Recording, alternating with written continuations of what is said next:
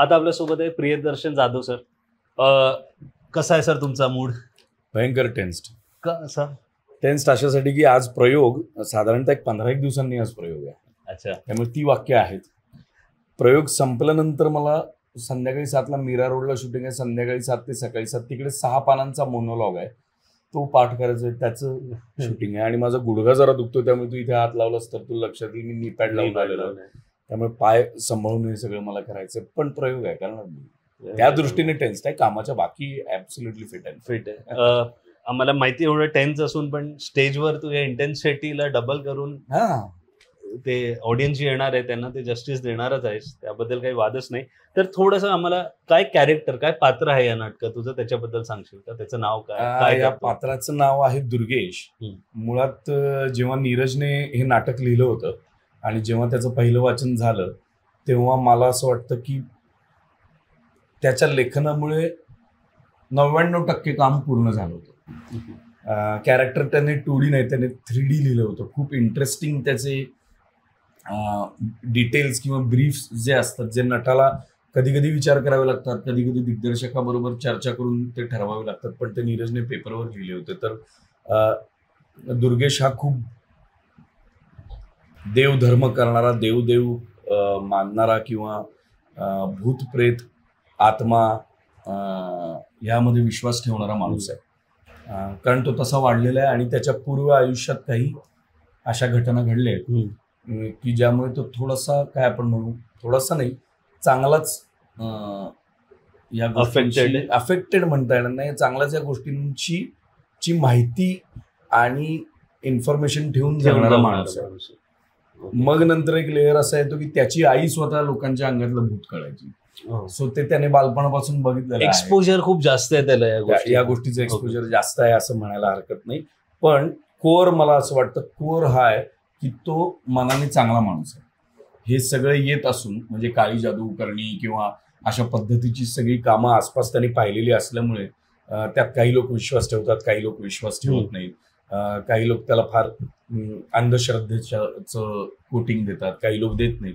ह्या वातावरणात मात्र तो जितका शांत, चांगला आणि नीट राहण्याचा प्रयत्न करतोय असा तो आहे. त्यामुळे त्याने मला सांगितलं हे सगळं करणी करणे, अंगातलं भूत काढणे, ह्या सगळ्या गोष्टींपेक्षा तो माणूस म्हणून किती चांगला आहे आणि तो माणूस म्हणून किती खरा आहे ह्याच्यावर फोकस आला तर या आजूबाजूच्या गोष्टी सगळ्या चांगल्या होतील. सो मी पण तसंच करीत.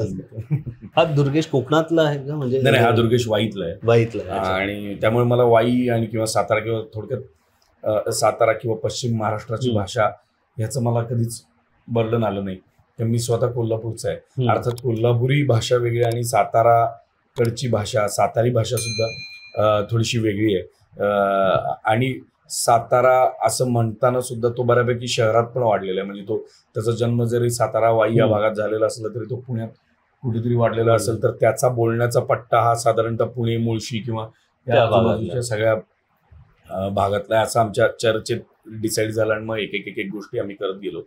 आणि मुळात तो प्लंबिंग बिझनेस, त्याचं प्लंबिंग आणि या सगळ्या हाऊस रिनोव्हेशनसाठी किंवा हाऊस डेव्हलपमेंटसाठी ज्या प्लंबिंगशी निगडीत गोष्टी असतात तो ते सगळ्या करत असतो. सो त्या पद्धतीने तो थोडासा त्या बाबतीत फॅसिनेटेड आहे. त्याचा ऍस्थेटिक सेन्स फार बरा नाही आहे. खूप ऍस्थेटिकली ब्युटिफुल बाथरूम्स क्रिएट करेल वगैरे असं काही त्याचा ऍस्थेटिक सेन्स नाही. पण प्लंबिंग टेक्निकली तो डीलरशिप मध्ये जास्त चांगला आहे. खूप छान आणि खूप डिटेल्ड माहिती मिळाली या पात्राबद्दल. आता कारण आपलं जेनझी क्राऊड आणि जेनझी जनरेशन आहे, तर हा जर इंस्टाग्रामवर आहे दुर्गेश, तर त्याचा बायो काय असेल दुर्गेशचा?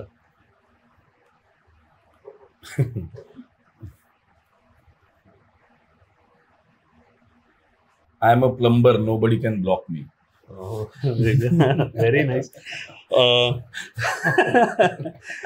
खूप छान. आता on a lighter note, comedy, drama ही नाटकं तर चालतात, बेफान चालतात. हॉरर हे एक्सपेरिमेंटल आहे. जसं आम्ही रसिकाशी बोललो, मराठीमध्ये कुठलाच नट पैशासाठी काम करत नाही, specially theatre, because purely out of passion. मग हे हॉरर जर्नर काय, म्हणजे काय माइंडसेट होता हा प्ले करताना की एक हॉरर आहे आणि एक्सपेरिमेंटल आहे? सो कसा, आणि तुमच्याकडे कसा आला आणि हाऊ डिड यू अप्रोच दिस हे बघा, ह्याच्यात दोन भाग आहेत. एक तर म्हणजे ह्याच्यात तसं म्हणशील तर एक्सपेरिमेंटेशन नाहीये. असं नाहीये की पूर्वी मराठी रंगभूमीवर हॉरर नाटकं झालेली नाहीयेत, झाली आहेत हॉरर नाटकं, नाही असं नाही.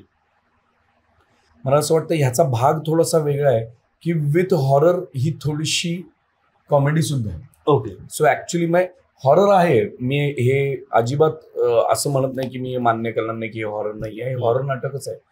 पण there is a difference between mystery horror and suspense. आपल्याकडे सस्पेन्स नाटकं आलेली आहे, आपल्याकडे खूप कमी मिस्ट्री आलेली आहे. सस्पेन्स आलेला आहे पण मिस्ट्री खूप कमी आलेली आहे. पण हॉरर पण आलेलं आहे. पण हे मला असं वाटतं अप्रतिम ब्लेंड असलेलं नाटक आहे की इथे तुम्हाला फक्त बापरे टेरिफाईंग काहीतरी बघायला मिळणार असं नाही, but it thoroughly entertains you. माणसाला घाबरायला सुद्धा आवडतं ना, म्हणजे आवडतं म्हणजे कलाकृती पाहताना असं मला म्हणतोय. एरवी वैयक्तिक आयुष्यात माणसाला काही घाबरायला आवडणार नाही, तो स्वतःला घाबरून घेणार नाही, उगाच तो तसल्या भानगडीत पडणार नाही. पण जेव्हा तो पडद्यावर, सिनेमाच्या पडद्यावर किंवा नाटकात किंवा टेलिव्हिजनवर किंवा कुठल्याही मीडियम मध्ये जिकडे त्याला एंटरटेनमेंट हवी आहे तिकडे जेव्हा तो काहीतरी सीक करत असतो, तेव्हा मला असं वाटतं की हॉरर कॉमेडी या जॉनराकडे तो खूप इंटरेस्टिंगली बघतो आणि रिस्पॉन्स देत आलेला आहे. आत्तापासूनच नाहीये, झपाटलेला पासून, त्याच्या आधी एक डाव भूताचा पासूनच आहे. लक्षात घे, म्हणजे असं नाहीये की हॉरर कॉमेडीज पूर्वी झालेलं नाहीये. पूर्वी सध्या फक्त परत तो फक्त त्याला टॅग आलाय हॉरर कॉमेडी, पण हॉरर कॉमेडीज पूर्वी सुद्धा होत आलेले आहेत. त्यामुळे आणि लोकांची किंवा एस्पेशली यंग जनरेशनची त्याला पसंती असते. सो इट्स नाईस की आमच्या नाटकाला खूप यंग जनरेशन येते and they are liking our play. त्यांना आमचं नाटक आवडते. असं अनेकदा कानावर येतं की नाटक संपल्यावर लोक भेटायला येतात आणि म्हणतात आम्ही आयुष्यातलं पहिलं नाटक पाहिलं आज. सो त्यांची वय 32 आहेत, 28 आहेत, 25 आहेत, 23 आहेत, काहीही आहेत त्यांची वय, पण ते म्हणतात की आम्ही आज पहिलं नाटक पाहिलं मराठी. आम्हाला असं वाटतं ते आले पाहिजेत, कारण ते आले तरच त्यांना गोडी निर्माण होईल, त्यांना वेगवेगळ्या पद्धतीची नाटकं पाहतील. पण नॉट नेसेसरी फक्त अशा पद्धतीचीच ना, अत्यंत चांगली वेगळी नाटकं सुद्धा आहेत, काही एक्सपेरिमेंटल नाटकं सुद्धा आहेत. लोक खूप वेगवेगळे थिएटर करतात, त्यांना थिएटरची गोडी तर लागली, मग पुढे वाढेल. ह्याच्यावर मी परत येईल, पण ह्याच्या आधी जसं आपण कॉमेडी नाटक जेव्हा करतो एक हसी मजाकवाला माहोल असतो. ड्रामा इमोशन करताना तुम्हाला तुमच्या त्या कॅरेक्टर इमोशन बरोबर राहावं लागतं. तर जसं आपण हॉरर सस्पेन्स, तुमच्या पर्सनल आयुष्यात काही अशा घटना काही आहे का, काही मेमरी ऐकलंय व्हेरी क्लोजली तू कधी कोणाबद्दल ओळखीच्या मध्ये, की जसं तुझं कॅरेक्टर आहे जे बिलीव्ह करतं, तर हॅव यू एक्सपिरियन्स एनिथिंग? मी आमच्या तालमीच्या दरम्यान पण असं अनेकदा म्हणायचं की मी एकदा एक्सपिरियन्स केलेलं आहे असं. त्याला आता आपण भूत म्हणावं, घोस्ट म्हणावं, काही सुपर नॅचरल म्हणावं, का काही प्रेतात्मा, काय आपण त्याला जे टॅग लावते.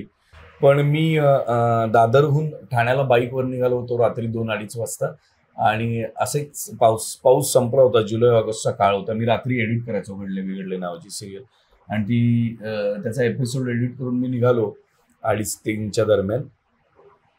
आणि घाटकोपर टू विक्रोळीच्या पट्ट्यात मी बाईक चालवत असताना माझ्या बाईक आणि हँडलच्या मधून एक माणूस चालत गेला. म्हणजे मी जे हँडल पकडले ते माझी बाईक, आणि त्याच्या मधून एक माणूस चालत गेला. चालत म्हणजे व्यवस्थित वेगात गेला. मी बाईकवर होतो पण मला तो दिसला, आणि मी हे सांगू शकतो की ती बाई नव्हती, तो पुरुष होता. मला तो दिसला प्रॉपर. म्हणजे असं बाईक चालवताना इकडून एक व्यक्ती आला आणि बाईक आणि तुझ्या मधून पास झाला. हे मला त्याच्या आधीही त्याच्या नंतरही अनेकदा मी त्या रोडवरून गेलो, असं कधी दिसलं नाही का त्याचा माझ्यावर काही परिणाम झाला असं नाही किंवा काही नाही, पण तो मला दिसला. मी खूप घाबरलो. आता बघताना ना, इतक्या वर्षानंतर, आता हे मी तुला सांगतोय 2003-2004, स्वतः इतक्या वर्षानंतर मला असं वाटतं, माहित नाही आपली सायकोलॉजिकल स्टेट सुद्धा असू शकते. खूप काम केल्यामुळे, खूप थकल्यामुळे, खूप झोप येत असल्यामुळे, त्यात बाईक चालवत असल्यामुळे, त्यात बारीक बारीक पाऊस पडत असल्यामुळे असू शकतं की त्याला सायंटिफिक कारण सुद्धा असू शकतं आणि खरंही असू मेंटल. पण असं घडलंय हे मी सांगतोय, मी त्याला दुजोरा देईनच असं नाही. एनिवेज, परत आपण नाटकाकडे येऊया. विजय केंगरे सरांबरोबर ह्या नाटकात कसं होतं एक्सपिरियन्स? जसं लोक म्हणतात ते डिरेक्टच करत नाहीत. मी विजय काका बरोबर हे तिसरं नाटक करतो केंगरेंबरोबर. हे मी अनेक इंटरव्ह्यूज मध्ये सांगितले, पण मला परत हे सांगावंसं वाटतं की त्याच्याबरोबर काम करताना 1% बर्डन नसतं नाटावर. 1% म्हणजे तो एकमेव मला असं वाटतं असा दिग्दर्शक आहे की मी ज्याच्याबरोबर काहीही आणि कसंही दोन्ही बोलू शकतो. जे मला वाटतंय त्यातलं मी काहीही बोलू शकतो. आणि मला राग आला असेल तर मी रागात बोलू शकतो, मी ओरडून बोलू शकतो, मी नाराज होऊन बोलू शकतो, मी आनंदाने बोलू.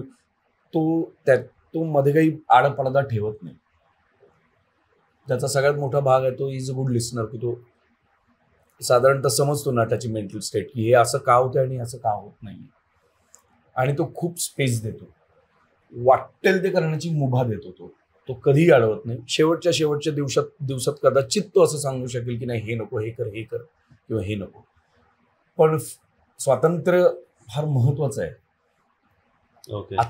स्वातंत्र्य पण महत्वाचं नाहीये. करेक्ट. पण स्वातंत्र्य महत्वाचं आहे, काय करता येईल. आणि त्या स्वातंत्र्याचा गैरफायदा न घेणं ही सुद्धा नाटाची रिस्पॉन्सिबिलिटी आहे, की काहीही करू देतोय म्हणून चला आता काहीही करूया. तर तसं नाही. तर अशा पद्धतीच्या हॉरर कॉमिक जॉनरमध्ये दिग्दर्शकाचा फार मोठा हात असतो, की नटाला कशा पद्धतीने हँडल करायचं. आणि हे माझं तिसरं नाटक आहे. मी हे अभिमानाने सांगू शकतो की आम्ही पुढे जाऊन खूप नाटकं करू. ऍब्सोल्युटली. इंटरनली अनिकेत आहे, गौतमी आहे, रसिका आहे. तर कशी आहे ट्युनिंग त्यांच्याबद्दल? अनिकेत बरोबर तर काय मी सिनेमा करून झाला, वेब सिरीज करून झालं, आता नाटक करून झालं, टेलिव्हिजन आम्ही काहीतरी करूच. त्यामुळे अनिकेत बरोबर मी 2 सिनेमे करून झाले, त्याने काम केलं, मी डिरेक्ट केले. त्यामुळे Aniket is a very dear friend of mind. Aniket या नाटकात आहे म्हटल्यानंतर माझ्या खूप साऱ्या गोष्टी सोप्या झाल्या, कारण माणूस म्हणून आणि नट म्हणून तो दोन्ही मला माहिती आहे. आणि त्याचे काय लिमिटेशन्स आहेत आणि त्याचे काय ऍसेट्स आहेत, माझे काय लिमिटेशन्स आहेत, माझे काय ऍसेट्स आहेत, तोही जाणून.